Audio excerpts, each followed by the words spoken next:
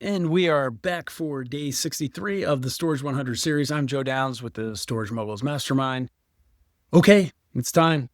We need to talk about the brutal truth of the first year cash flow in real estate investing. This is the reality check that separates successful operators, folks, from those who burn out quickly. The first 12 months of ownership are almost always the hardest financially. You're inheriting a business, and that business has deferred problems.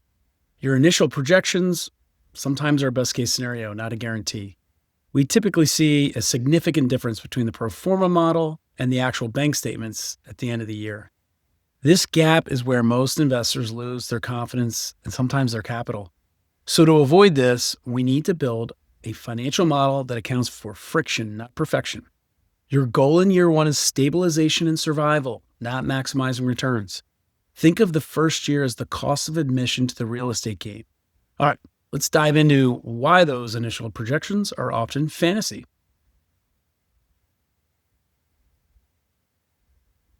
The main culprit is what I call the pro forma lie. A pro forma is a sales tool, not an operating plan. I've seen them assume 100% occupancy, zero maintenance issues, and stable expenses. This is a mathematical fantasy that rarely survives contact with reality. The seller's pro forma has maximized the income and minimized the expenses to get the highest price. You're buying the property at the peak of its theoretical performance. Year one is when you pay for the seller's deferred maintenance and operational shortcuts. And you inherit the problems the previous owner ignored for years. Don't trust the pro forma. Trust your own conservative underwriting. All right, let's take a look at the hidden costs that destroy initial projections. The pro forma lie becomes real when these four factors hit your balance sheet simultaneously. These are the four horsemen of the first year cash flow death. Deferred maintenance is the big one. These are issues you missed during due diligence if you didn't have a seasoned pro with you. That old roof or failing HVAC unit becomes your emergency expense. Tenant turnover is another killer. Your rent roll is not as sticky as you think at the changeover of ownership. Vacancies and the cost to release units eat into your net operating income fast. You also have significant ramp-up costs for marketing, new systems, and potentially staff training. While these are necessary investments, they are a drain on your immediate cash flow. And finally, OPEX surprises like tax reassessments or insurance spikes can be brutal if you did this alone and didn't know how to plan for them. You have to underwrite for these surprises, folks, not just the seller's T12 numbers. So we need a better way to calculate our expected cash flow, and it starts with a realistic formula. So since we know what kills cash flow, we need to build a formula that actually works for year one. This is the real cash flow formula. We start with a trailing 12-month NOI or T12, which is the seller's actual performance. This is going to be the most reliable income number you have to work with here. From that, we subtract the debt service, which is your fixed P&I payments, principal and interest payments. But here's the critical step. Add a 10 to 15% buffer. This buffer is your safety margin for all of those surprises we just discussed. It's going to cover deferred maintenance, the tax spikes, unexpected vacancies. If the deal doesn't cash flow after subtracting that buffer, you got to walk away. This conservative approach ensures you're going to survive the first year and then you can thrive later. All right, let's take a closer look at the biggest area where buyers consistently underestimate their costs. And this is simply consistently underestimating expenses. Their pro forma budget often uses the seller's old low property valuation. But once you buy the property, a lot of times the county reassesses the taxes at the new purchase price.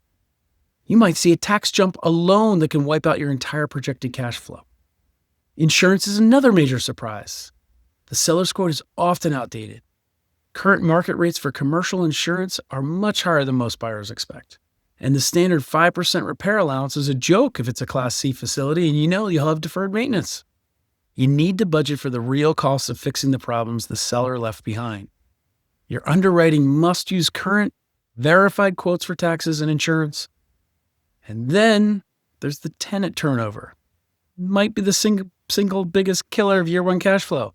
You buy a property with the plan to raise rents immediately to market rates, but when you raise rents, tenants leave faster than your pro forma predicted. This triggers a costly cycle of unit turn, lease up, and lost revenue. Every unit turn costs you 2 to 3 months of lost income. That's 2 to 3 months where you're paying the mortgage but collecting zero in rent on that unit. The cost of cleaning, repairs, and marketing adds to the financial pain. Early unforeseen turnover is another destroyer of your first-year projections. It's a reality check that hits hard and fast, and it's not the only surprise waiting for you. Then there's the big-ticket items that drain your reserves. Because while turnover hits your operating budget, the capital expenses surprise hits your reserves even harder. These are the big unexpected repairs that pop up in the first 90 days of ownership. You budget for CapEx, but you don't expect a gate motor to fail on day 63. A roof leak isn't just an operating expense. It's a sudden multi-$1,000 bill. HVAC replacements are the worst offenders. They might cost up to $10,000 a unit. While they're technically CapEx items, they're going to demand immediate cash from your bank account. So it's a drain on cash flow. And they're a major reason why your initial cash flow projections fail. You need to be prepared for these surprises before you close the deal. So how do we actually protect ourselves from these financial shocks? Well, the best defense is a conservative underwriting model that uses real data. Stop relying solely on the seller's pro forma. Use the trailing 12 months or T12 for expenses. Take the T12 expense number and add a 10% contingency buffer to your operating budget. Assume your occupancy will drop maybe 5 to 10% in the first year due to rent increases. This will force you to underwrite based on a realistic lower income stream. And most importantly, have at least 6 months of operating reserves sitting in the bank. These reserves are your shield against the unexpected turnover in CapEx. Following these steps helps you move from theoretical projections to grounded reality. All right. The recap, we spent this time dissecting the difference between what you hope for and what you get in year one. The pro forma is a beautiful story the seller tells you about the property's potential. It shows what's possible if everything goes perfectly, which is nice. The T12, though, is the cold, hard truth of the property's actual performance. Year one is when you pay for all your deferred maintenance and tenant issues the seller ignored. You're paying for whatever the problems you inherited, not the potential you bought.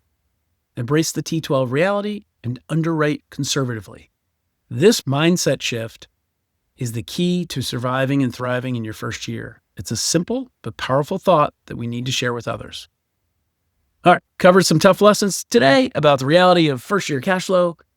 These are the hard-won insights that only experience can teach, but you don't have to learn them the hard way. The goal of this Storage Moguls Mastermind is to elevate everyone's game. So thank you for your time and attention today. We'll see you tomorrow. Oh, and if you know someone buying their first deal, share this presentation with them. Help them avoid the pain and surprises of turnover and unexpected CapEx. You'll save them from major financial headaches, and they will thank you later for it.